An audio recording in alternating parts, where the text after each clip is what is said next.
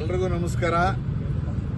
22ನೇ ತಾರೀಕು ಏನು ಅಯೋಧ್ಯೆ ರಾಮ ಮಂದಿರ ನಿರ್ಮಾಣ ಆಗಿ ಬಾಲರಾಮನ ಪ್ರತಿಷ್ಠಾಪನೆ ಆಗಿ 1 ವರ್ಷ ತುಂಬುತ್ತಾ ಇರುವಂಥ ಈ ಸಂದರ್ಭದಲ್ಲಿ ಮೈಸೂರಿನ ಕುರುಬಾರಹಳ್ಳಿಯ ಚಿತ್ರಕಲಾವಿದರಾದಂಥ ಪುನೀತ್ ಮತ್ತು ಅವರ ಸ್ನೇಹಿತರು ಸುಮಾರು 7 ಜನರ ಶ್ರಮದಿಂದ ಇವತ್ತು ಮೈಸೂರಿನ ಕೋಟೆ ಆಂಜನೇಯ ಸ್ವಾಮಿ ದೇವಸ್ಥಾನದ ಮುಂಭಾಗ 8,000 ಚದರ ಅಡಿಯ ಸುಮಾರು 650 kg ರಂಗೋಲಿಯನ್ನು ಉಪಯೋಗಿಸಿ ಇವತ್ತು ರಾಮ ಮಂದಿರ ಮತ್ತು ಹನುಮಂತನ ಏನು ಚಿತ್ರವನ್ನು ಬಿಡಿಸುವಂಥ ರಂಗೋಲಿಯಲ್ಲಿ ಬಿಡಿಸಿರುವಂಥ ಬಣ್ಣದ ಚಿತ್ತಾರದ ರಂಗೋಲಿ ಅಂತ ಬಿಡಿಸಿರುವಂಥ ಚಿತ್ರದ ಉದ್ಘಾಟನೆಗೆ ನಾವೆಲ್ಲರೂ ಮಾಡಿದ್ದೀವಿ ಬಂಧುಗಳೇ.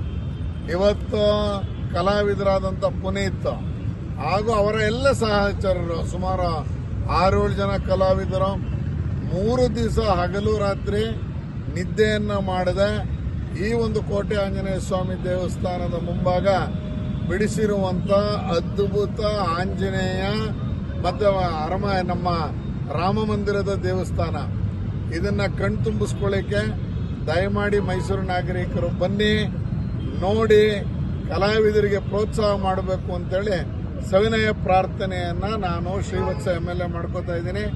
ದಯಮಾಡಿ ನಮ್ಮ ಪುನೀತನಿಗೆ ಈ ಸಂದರ್ಭದಲ್ಲಿ ಆಶೀರ್ವಾದ ಮಾಡಿ ಅನ್ನುವಂಥ ಮನವಿಯನ್ನು ಮಾಡ್ಕೋತೀನಿ. ಎಲ್ರಿಗೂ ನಮಸ್ಕಾರ ಬಂಧುಗಳು.